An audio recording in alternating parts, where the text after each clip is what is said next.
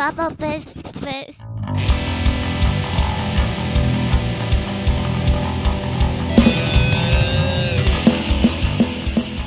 Punková scéna v Prešove, no.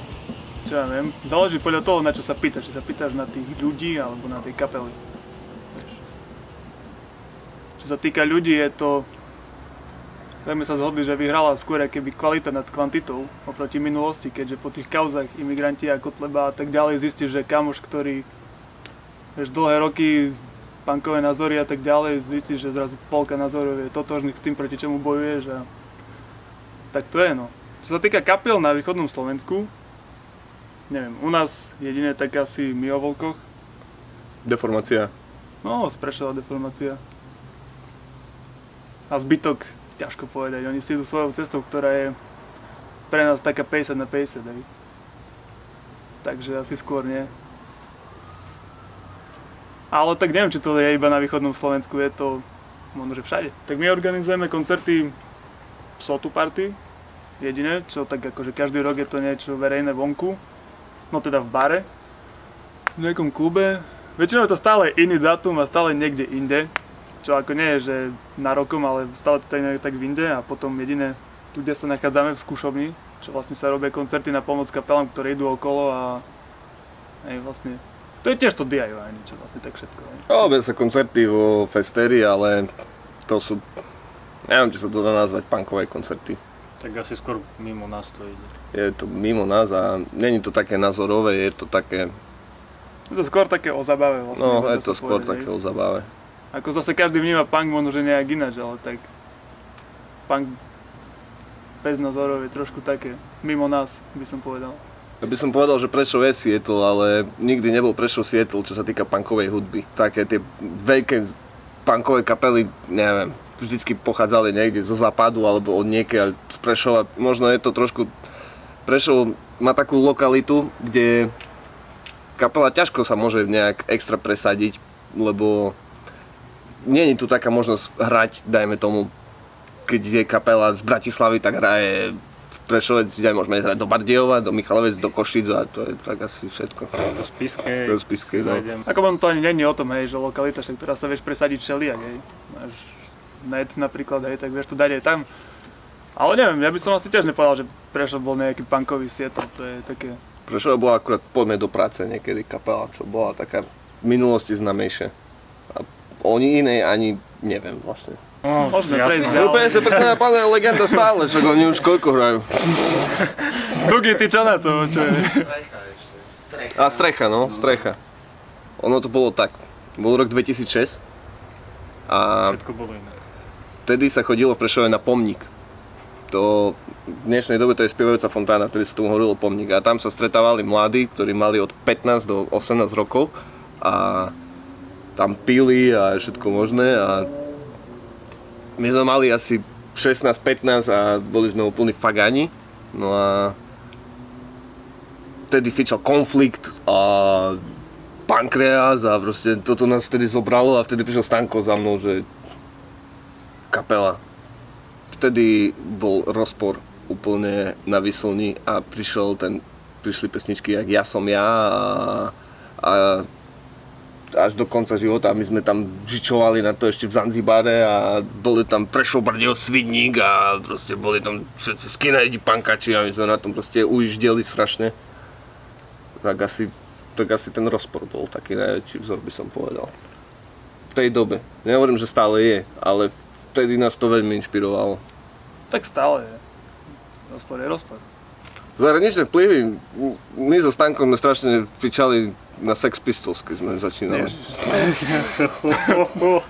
No, to je dobré. Tak asi každý, keď mal 14 rokov a počul Sex Pistols, tak to bolo niečo také. Hej. No počkaj, ja som Sex Pistols v živote nepočúval, hej. Lebo si nemal 14. To som narodil až 16 ročný, takže... My sme si so Stankom pozreli film Sid a Nancy a už hneď som bol ja Sid, Stanko bol Nancy. Johnny. Ja som bol Nancy. Ja som Sex Pistols a podobné kapely tohto razenia vysostne odmietal. Takisto ako aj Zóna A. Väčšina pankačov, keď tu začínala, tak to počúvala. A ja som v podstate nikdy punk vlastne, ani doteraz vlastne punk veľmi nepočúvam, keď mám pravdu povedať. Nie, to... Nájde sa niečo dobré, čo sa mi páči a bude to hudobne alebo textovo, ale vyhradený štýl môj, že by som proste mal napočúvané x kapiel, tak taká klasika, ktorá sa mi páči, tak Davová Psychóza a samozrejme tak, jak chalani spomínali, že keď sme začínali, tak Konflikt. Hej. Tak to bola taká... Pankreas, no proste v tej dobe, ako to ku tým mladým to tak išlo a... Nejaké HTčko určite, ne? HTčko, no. A to akože u mňa napríklad ani skôr tie zahraničné nikdy tak nešli, neviem, že kvôli čomu, skôr tie československé, poľské a tak ďalej, hej. Samozrejme ešte 3 groše a také dačo. A ešte na Slobodnej Európe, ako som... Ešte Overground. Overground, no a celkovo to Slobodka, okolo Sveťa Korbeľa. Toto, ja doteraz ho mám rád. A rád sa s ním stretnem, aj pokecam, proste je to typek podľa mňa. Ale počúvali sme Zónu. Ja som nikdy nepočúval Zónu. Ja som rád, že len veľmi krátko, však ako samozrejme každý sa s tým musel stretnúť. Tak sme začali, no tak Zóna, sme chodili do Esteru a Zóna tam bola najebaná v jukeboxe 10 pesničiek a všetci poznáme tie pesničky na spamäť. Ako to.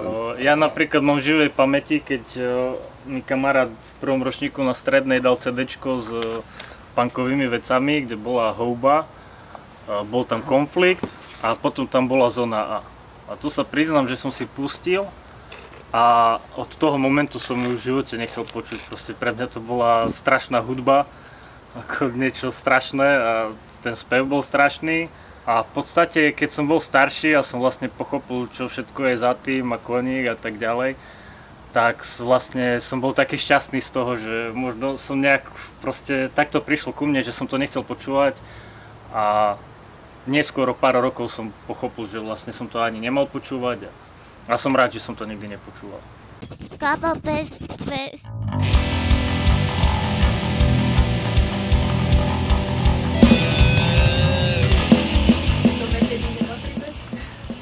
Tak vlastne keď už je to nejaká chyba v systéme, tak môže tam byť aj to meké I, aj 2 R na konci.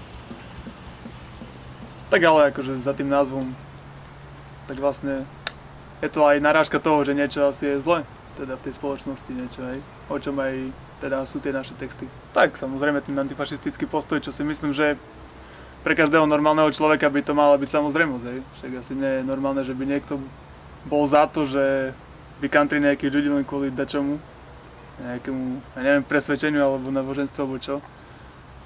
Myslím, že to je úplne normálne prirodzená vec byť proti tomu. Veľa ľudí to bere ako nejaký extrém alebo dačo, hej. Prečo keď povieš, že nechceš mať nadskok na koncertoch, tak tí kokos na teba pozerajú, že ty si normálne extrémista, však čo, ja ho tu poznám, však on bude v pohode, hej.